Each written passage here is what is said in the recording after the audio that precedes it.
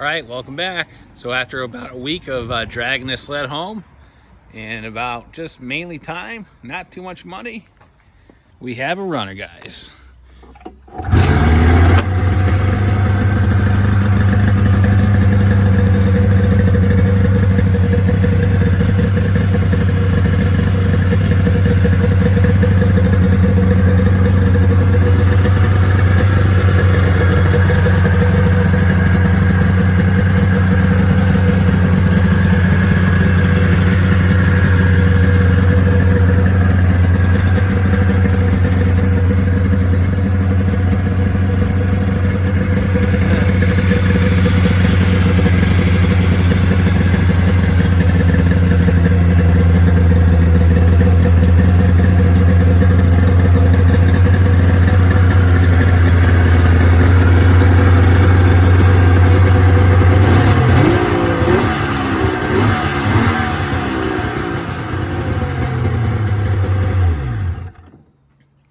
Yep, so indeed we have a runner. All right, so if you watched the last video, you saw this thing. It was pretty dirty, pretty gross, covered with mold and mildew, and bought it for $100 and brought it home, really having no idea if there were any major issues with it. So the main issue with it was the fuel system, right? Pickup line in the tank was completely rotted off. It was non-existent, it wasn't even there. It just turned into jello and was rotting in the tank. So we replaced the pickup line and replaced all the lines with the carbs, cleaned the carbs, filled the tank, and put about 2 or 3 gallons of gas, pulled it about 10 times, and it fired right up. And let it run, and sounds great. Started sounding like half a pole with no choke, and can't complain. So after that, we really, I spent some time going through it, figuring out what it needed. And one of the things that we discovered was the brakes weren't working at all. So the issue was when you would squeeze the handle, it wouldn't return. You could hear the caliper moving, but the handle would never return.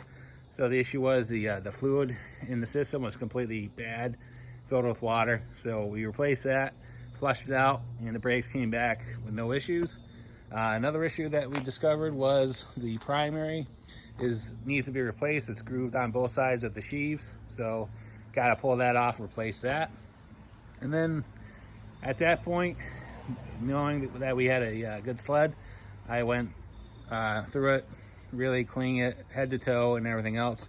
One of the things that we did is painted the skis black, because originally they were red. They kind of look like red clown shoes. And then the tops of the trailing arms had some surface rust, so scuffed those, painted those, did the same thing on the radius rods and the tie rod ends, since we had the paint out, and also removed the hood vents, because those were brown as well, painted those, and then cut the windshield down, because the top of the windshield, which is right here, was deformed. It's like something had light on it, and it just kind of had a big dent in it. So what we did is we made a little windshield out of it, cut about 5 inches off of it, and I think it's a vast improvement of how it looked before. So yeah, so then, like I said, after we got it running, spent really a day on it, cleaning it up with various cleaners and everything else, and fixed the snow flap because that was about to fall off, and then just went at it, right? Engine bay came out pretty good.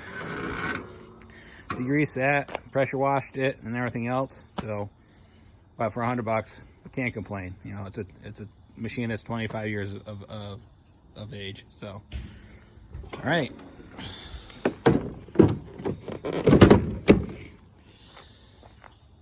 So there you go. So as far as what's next for this sled, we're not sure. Honestly, got to do the primary, and then we'll see what happens with it after that point. The only thing that really needs to be addressed is the rear skid. Again, it's not the Extra 10, it's the XC101. So it's probably about 8 or 9 inches of travel on a good day, and the same thing on the front.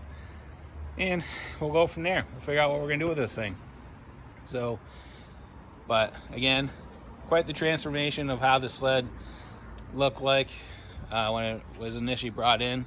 So if you remember, the entire sled looked just like this, brown and black, right? So we still got some detail work to do on that, so we got to clean that up. So if you look under the cowl vent hood, see how brown it is? That's how the whole entire sled looked like. So it's pretty nasty. But again, you know, when you look at sleds like this on Marketplace or Craigslist, sometimes you gotta look past the initial impression and kind of figure out if it has potential or not. And one of the reasons we bought this sled, because of the low mileage, it represented at 700 miles.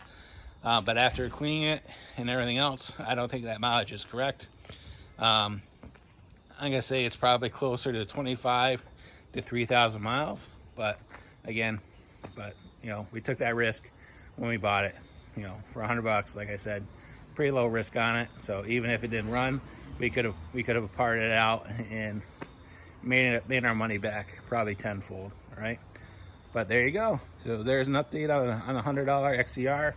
Let me know if anybody has any questions or comments. I'll get back to you as soon as I can. And as always, thanks for watching and have a great day. See ya.